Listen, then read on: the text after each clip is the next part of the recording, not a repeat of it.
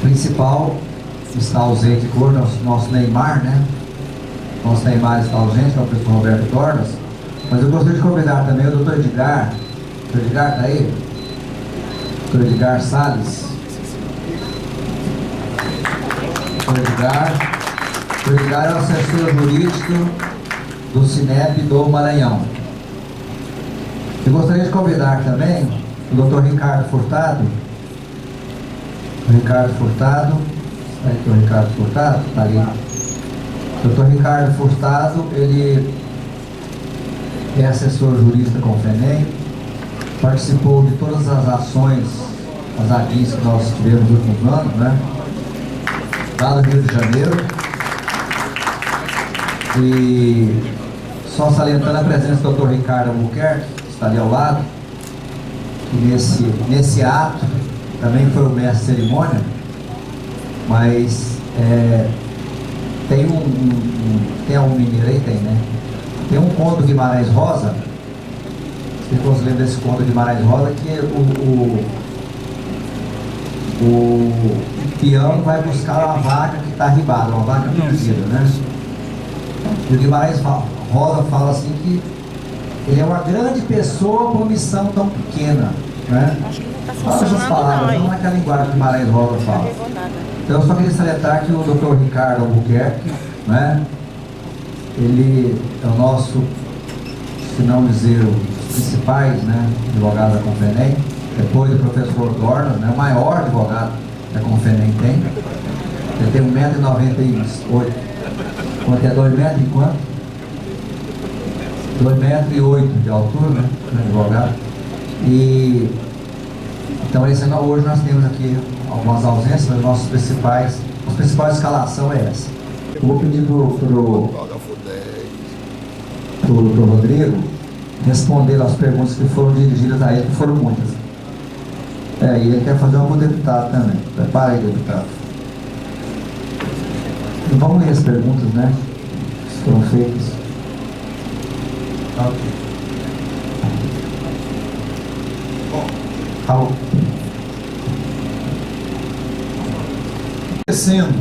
a assistência médica, odontológica e jurídica gratuita, etc, etc. Estava evidente o que estava acontecendo, mas para ser muito franco, o primeiro pensamento que me ocorreu foi, meio preconceituoso, eu sei, mas foi agora, né? Porque o que me passa pela cabeça é exatamente isso. Essa é a forma, entre outras, obviamente, pela qual os sindicatos se autofinanciarão, convencendo os integrantes da categoria de que vale a pena se associar, não tem outro jeito. Então, se o uso do cachimbo entorta a boca, é preciso desentortar, e não é fácil depois de 75 anos, né? Mas quanto ao mais, eu vou remeter ao que o deputado havia dito. O magistrado de primeira instância pode sentenciar contrariando o teor sumular? Se o fizer, não estaria iludindo as partes integrantes do processo? Na maior parte das vezes, eu, mesmo ressalvando o meu posicionamento pessoal, de fato sigo as súmulas dos tribunais superiores, por esse motivo que está aventado pela pessoa que fez a pergunta. De fato, não adianta muito esmurrar a ponta da faca, porque com os recursos que vem adiante, o tribunal regional ou o tribunal superior faz prevalecer o teor das súmulas. Mas tudo tem limite e dentro do parâmetro de razoabilidade. Se também todos os magistrados, até naqueles casos em que a jurisprudência sumular lhes vira brutalmente o entendimento, curvarem a cabeça e se manifestarem, seguirem as súmulas, essas súmulas jamais serão modificadas. Então o processo de modificação fica prejudicado. Só para dar um exemplo disso, o Tribunal Superior do Trabalho recentemente tinha uma súmula em ótima hora alterada pela reforma trabalhista, que dizia que os prepostos na audiência na Justiça do Trabalho tinham que ser empregados das empresas.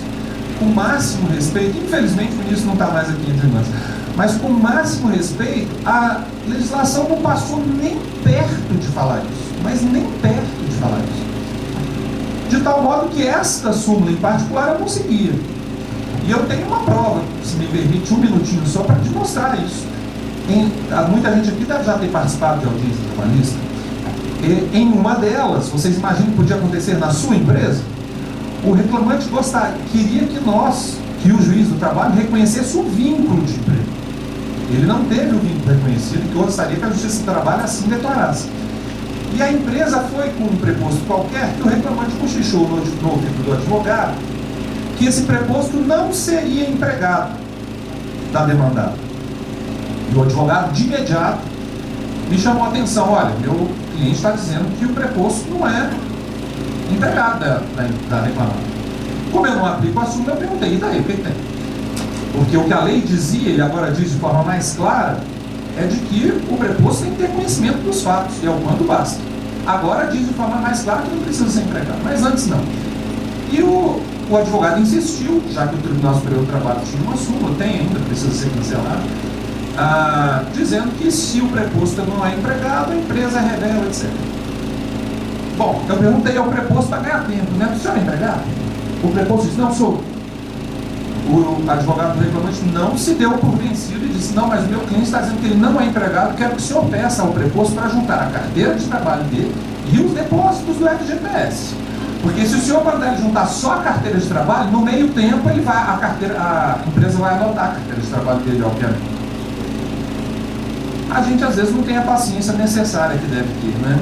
E a minha resposta foi o seguinte: então quer dizer que se o preposto não tiver a carteira de trabalho assinada e não tiver os depósitos do FGTS efetuados, isso é sinal inequívoco, na sua visão, doutor, de que ele não é empregado.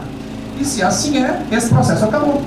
Porque, afinal de contas, o seu cliente não tem a carteira assinada e nem tem depósito do FGTS feito. E se isso é conclusão inarredável de que ele não é empregado, então pronto, não é empregado. Isso não tem pé nem cabeça, não tem lógica nenhuma. De tal forma que o que eu quero dizer é que a gente também não precisa seguir cegamente as súmulas dos tribunais superiores. Em regra, sim. O juiz insubordinado também só decide de forma pouco eficaz.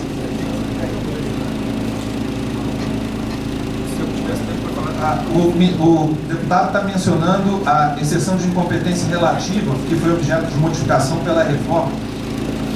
Se me derem tempo, eu vou ficar aqui até em excelente hora, de forma excepcionalmente boa, porque havia demandados que recebiam notificações trabalhistas e precisavam empreender verdadeiras viagens e aventuras para chegar em determinado juízo só para dizer: olha, a ação não deve se processar aqui não, é lá em tal lugar. E mesmo que fosse bem sucedido nesta exceção processual, o custo dessa viagem, desse empreendimento todo, não raro já suplantaria, não poucas vezes, o valor da própria ação. E é por isso mesmo que muitos faziam até acordo para evitar a viagem, né? Então também foi uma medida positiva.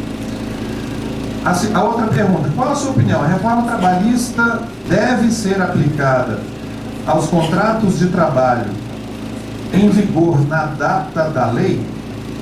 Eu acho que sobre isso eu falei, né? Eu penso e até temo, o ministro me tranquilizou quanto a isso, né? Mas eu até temo que prevalecesse, ainda temo, para falar a verdade, porque o ministro é um só dentre 27. Mas eu temo, sinceramente, que o Tribunal Superior do Trabalho externe um entendimento que eu acho perigosíssimo, não para mim não faz diferença nenhuma, mas segundo o qual as novas normas trabalhistas apenas se aplicariam aos contratos firmados após a entrada em vigor da lei. Isso seria, na minha particular visão, estímulo praticamente ao caos social, porque haverá muitos empregadores que preferirão dispensar uma quantidade enorme de empregados e contratar outros tantos para o seu lugar. Isso não me parece socialmente desejável. Mas, segundo o próprio ministro, não é esse o caminho que aparentemente trilhará o TST, então isso me tranquiliza. A outra pergunta: é possível tratar da relativização do intervalo interjornada para os professores através de negociação coletiva? Bom, a pessoa escreveu intervalo interjornada. Talvez seja isso mesmo, né? O intervalo entre um dia e outro de trabalho. Será que eu disse? É isso mesmo, né? Eu presumo que é porque deve haver professores que dão aula à noite, depois no outro dia pela manhã. e tem um intervalo de 11 horas entre um dia e outro de trabalho. Bom, os limites do que é possível e do que não é possível negociar estão nos 600, em princípio, estão nos artigos 611 A e B da CLT, segundo a redação da reforma. E eu não tenho ela aqui comigo neste exato momento. O 611A permite a negociação quanto ao intervalo intra-jornada, como é de conhecimento geral, para redução para até 30 minutos, o que, diversamente do que se falou no primeiro momento, e se está sendo mostrado que é verdadeiro, pode ser vantajoso para uma enorme quantidade, não de empregadores, de empregados. Empregados que preferirão ter um intervalo mais curto para sair mais cedo. É óbvio o que se quer dizer. Agora, quanto ao intervalo interjornada, que eu não tinha ainda cogitado a questão, embora seja óbvio para quem faculdades, né, universidades tem aula de noite e pela manhã, existe um parágrafo num dos dois artigos, 611A ou 611B, que faz referência ao fato, o deputado Rogério saberá melhor do que eu, ao fato de que essa questão de intervalo não se trata de norma de segurança e saúde do trabalho para fins de negociação coletiva, algo nesse sentido, né? A ser dessa forma, que eu estou falando de memória, se for de fato exatamente assim, me parece que sim, seria passível de negociação. Passível de negociação, obviamente. É preciso que o sindicato, alguém tem que ser convencido disso, né? E para ser convencido disso, eu imagino que serão necessárias concessões recíprocas aqui e ali. Se for possível convencer a parte contrária, precisa combinar com os russos, né? Como dizia Garrincha, salvo engano, né? Como o senhor analisa o banco de horas para os professores? A gente estava discutindo isso aqui agora, né? É possível? Eu acho que juridicamente é possível. A gente está vivendo aqui a possibilidade de implementação disso na prática. Porque o professor... Bom, vocês me perdoem, né? Vocês sabem disso muito melhor do que eu. O professor fazer hora extra, evidentemente que eu consigo visualizar a possibilidade prática. Mas ele trabalhará menos do que a jornada normal, de modo a compensar a hora extra que ele já fez, com perdão da imensa inocência, que deve ser mesmo. Eu não estou conseguindo visualizar como é que isso ocorreria. Mas... Oi? Primeiro provoca a suspensão do trabalho do professor uma sexta-feira, por exemplo, feriado aqui, pode eventualmente compensar essa...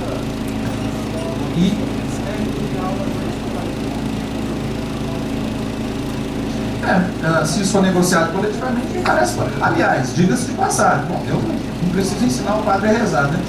Diga-se de passagem, embora eu ache algo temerário nesse campo, mas é possível até o ajuste individual nesse campo, né, para de horas, desde que a compensação se dê ao cabo de 6 meses.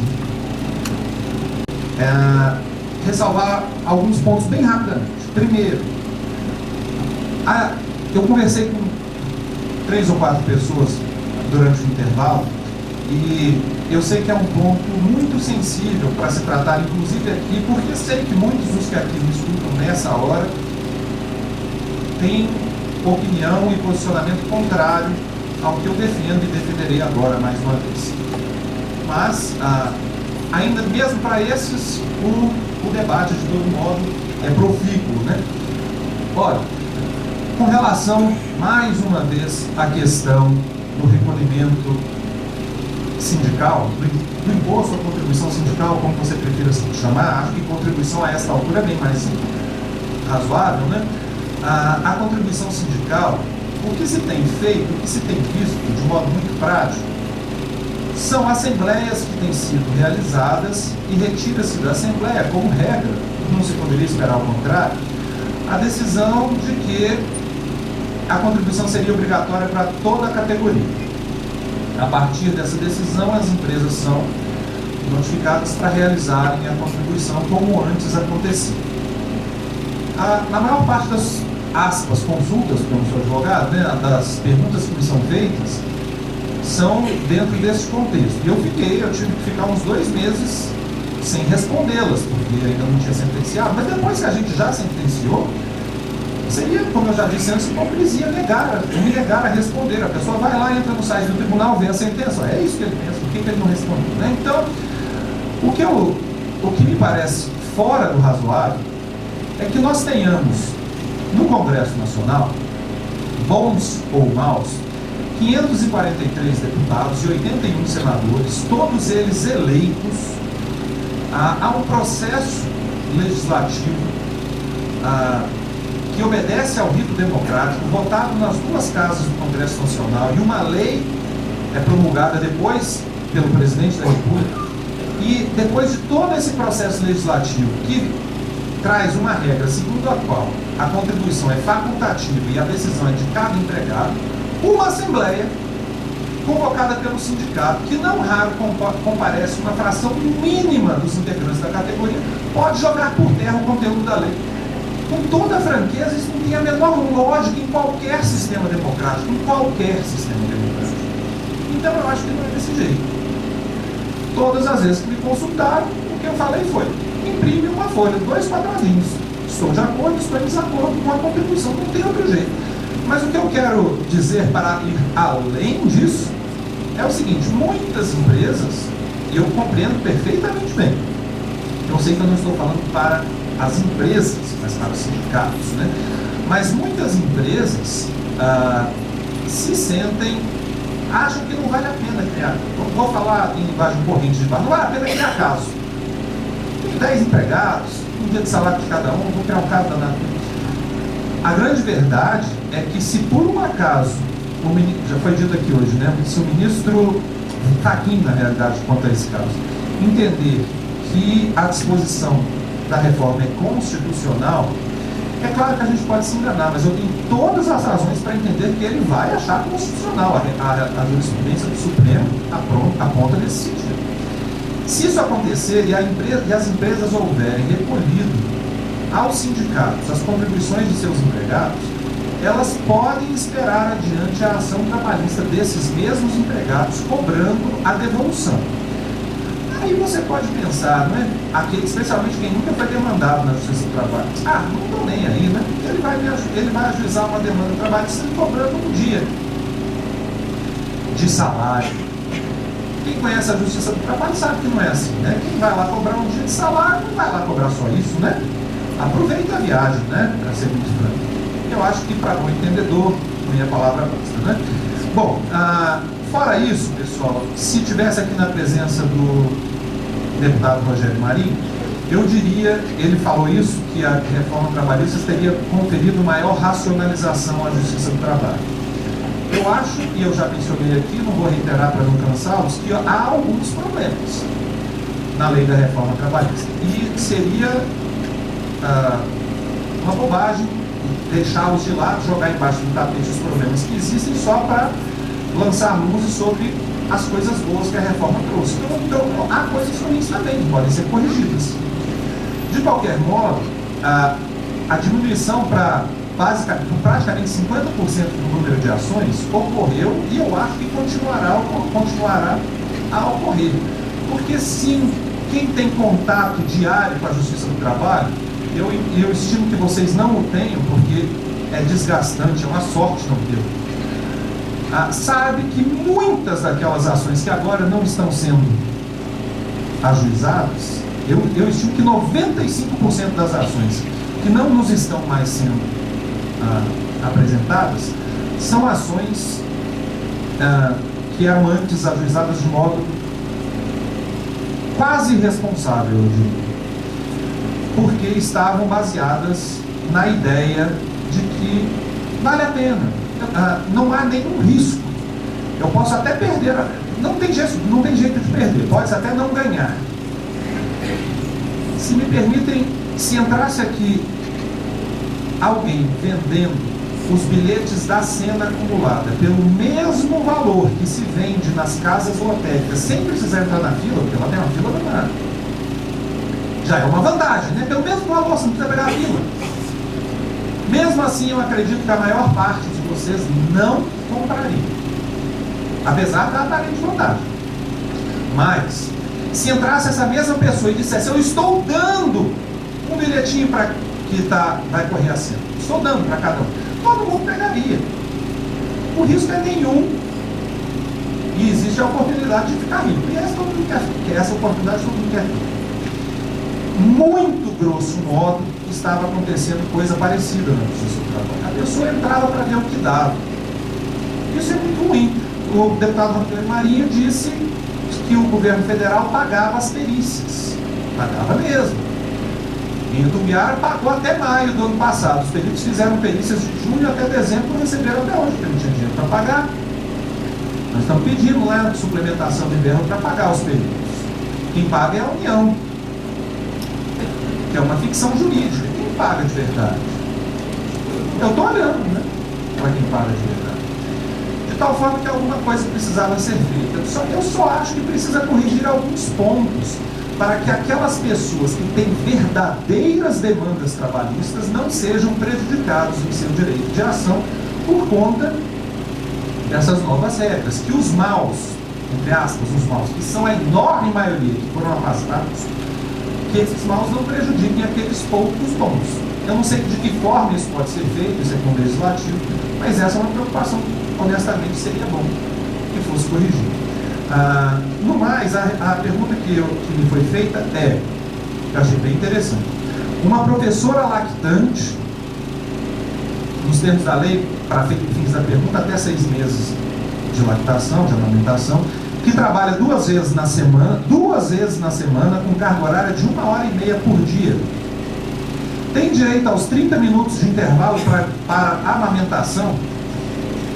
Essa pergunta diz respeito a um artigo da CLT que fala exatamente isso, né? Que durante a jornada de trabalho, a empregada lactante tem direito a 2 intervalos de 30 minutos não descontados do curso da jornada. A levar-se ao pé da letra aquela disposição, ela teria que ter direito a 2 intervalos de 30 minutos, o que tornaria muito estranha essa jornada de 1h30, né? Ela trabalharia meia hora, tinha um intervalo, mais meia hora, tinha um intervalo, mais meia hora e ela ia embora para casa dela. Embora a lei não diga isso, essa não é uma interpretação muito razoável dessa disposição legal, e a mim quero crer que aqueles 2 intervalos partem do pressuposto de uma jornada ordinária de trabalho. De tal sorte que se a pessoa trabalha 4 horas, seria um intervalo, 8 horas, um em cada um. E a razão de ser é óbvia. A mesma razão pela qual não se admite que se juntem 2 intervalos de meia hora e desse apenas um, matematicamente seria possível. Mas aqui o que se pretende atender é a necessidade de alimentação do bebê. Ele precisa de ter, durante 4 horas, um intervalo para ele alimentar-se, durante outras 4, mais um intervalo. Não adianta juntar os 2 de uma vez, 1 hora de uma vez. E não é preciso, quero crer, que se dê um intervalo de meia hora se a pessoa trabalha só durante 1h30. O bebê é amamentado ou antes ou depois da jornada. Eu honestamente acho que não é preciso. Eu quero agradecer muito a boa vontade que me receberam e com que me ouviram. Eu sei que às vezes eu falo até um pouco além do que devia, e aí para eles a normal não se aplica, né? Mas, de todo modo, agradeço muita paciência de vocês. Muito obrigado. Muito obrigado ao nosso presidente em exercício, que faça a entrega do Dr. Rodrigo, um certificado, e o presente é o livro Dornas, muito bom.